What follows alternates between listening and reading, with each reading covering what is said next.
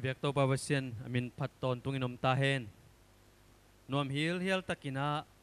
pasyan kamal lungay thaylay diin. Tua pasyan ma in eiting inuntang na ongkep sak ahi manin. Tua pasyan tunga lungdam na ikaw masahi. Imabana Efesa alien nga anew sompan somle thum.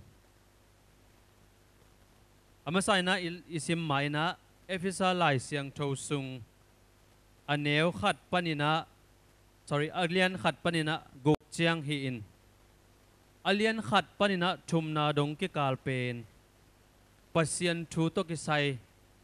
kamal dang khatin geleng theology to kisay hiina. Pasien a ihina. Jesu khazi a Jesu khazi nei sa ihina. Jesu khazi sunga a ihina. Tua limgen penina polo ina aci ma bangina Jesu khazi to ikipol man in ci kamal jang ciata ke bang ka ki ngai sutak chang ina tu jing sang ka tho akipan tu hun chang dong to Jesu to ka kipol na to Jesu to ka kipol man in ka chingam tam mo china ka ngai sudun tam ma pasien happy na to ikipol hun ongoma to pen khasyang to hu na to Jesu khazi to kipol the hianga kachinom na a ama thu ilung ngai hun tom ma hi achinom ka hi mi khat pe to ikipol chiang ina ki howin thu ki kum hanga Jesu khazi to ikipol manin jong ama to ki howa ama kamal te sima ama to holim khoma thu ki kup de hina pi in inun tak na haksat na tom mai jongin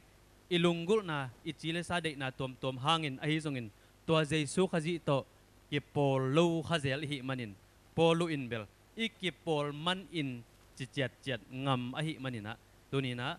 atakin Efesa alien khat pan thum sung pen to Jesu khazi sunga hi hang ama to akipol hi hang to cha zom tenga lipan gok kikal sung pen to hi manin to Jesu khazi to kipol ihi man in banghiam itawan banghiam isep ding banghiam idin mun chi to nagen suksuka to sunga tuni nungkala hitale tunia hitale homial gam tatna achi hoilo na te gam tabet lowin subet lowin genin zong nei lowin chi tangina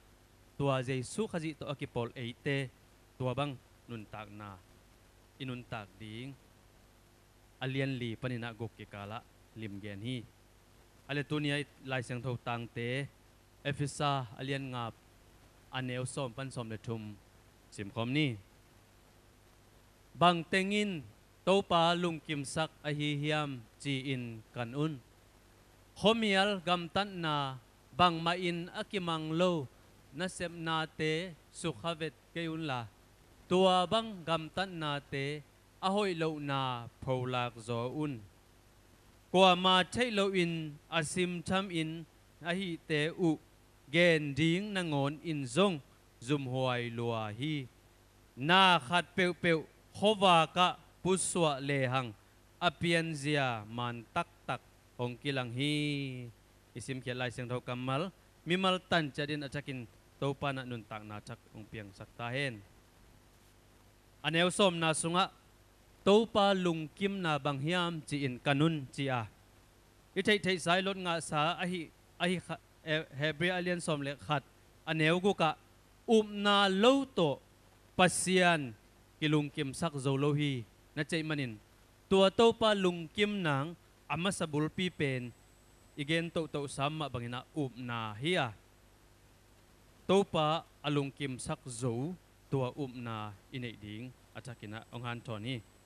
kachangina anew som le khat panina som le ni sung pen homial gam tan na bang ma kimang lo te sukayun la zong genin zong nei kun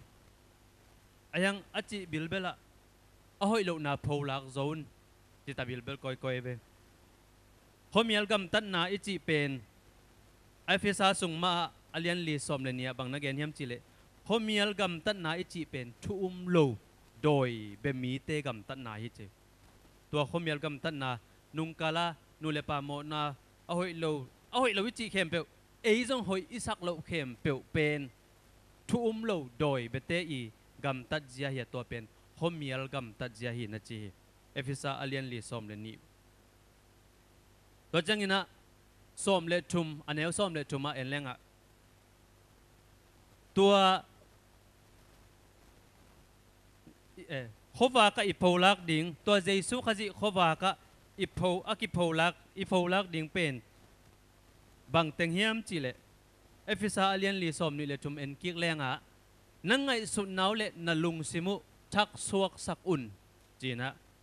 tua ingai su na teng tua jesu khaji khova ka ipolak tak chang eile ei kalai saim zen ke hi za ta asia mo china ikimu theina o ke pen hot khiat tat khiat akisam pa hi ngai asema ma kele ke a hoi zonon lo pa hi ngai chia tua jesu khaji khova ka ingai sunna ipolak takte kwa madangi gen kulon eile ei tua khasiang thoina ong kilang sakhi ani na efisa alien li som ni legiata en ki leng guta ten gunon keu hen chi to na panahi igam tan ngei teng ong ki pholak tak changa hoi isak lo eima men jong hoi isak lo ikim ipa min jong hoi asak lo tua igam tat hoi lo ngei teng jesu khaji khowa ka ki pholak bek hilowin tua jesu khaji khowa kin ong hek sak ong lai sakina ingei na lui hoi lo kem pe panin ama sunga ngei na chak a hoi adik tua khowa gam tan na ong kal son pi dingi athum na a efisa alien li som ni le ko nung kal lama isin sunga na pa u chang kam gu jang keun ei pen a obang ngai bang ma mai ne akamal gu ma thei sai mo en ki ho hiawin ayang akinel goi ki hi chip pian tua bang kam pau te jong to jesu khaji khowa ka ipholak tak chang en ka kam pau te pen ana hi phalo jesu khaji khowak sunga tua bang kam pau alem hello na hi mok ve e china asyang thoina ong kilang sak tingi tuni aneu alian nga aneu som panina som le thum na pen homial gam tan na ichi pen thu lo doi bete gam tan na hi tua bang gam tan na ipasian lungkim sak zo lo ipasian lungkim na pen na ama na hi tua ama na sunga inga isu na te ong khelin igam tan na te ong khelin ikam pau na te ong khel hi tua jesu khaji eitenun tak thak ong pia ito pa pasianin min chan na tang ton tung ta hen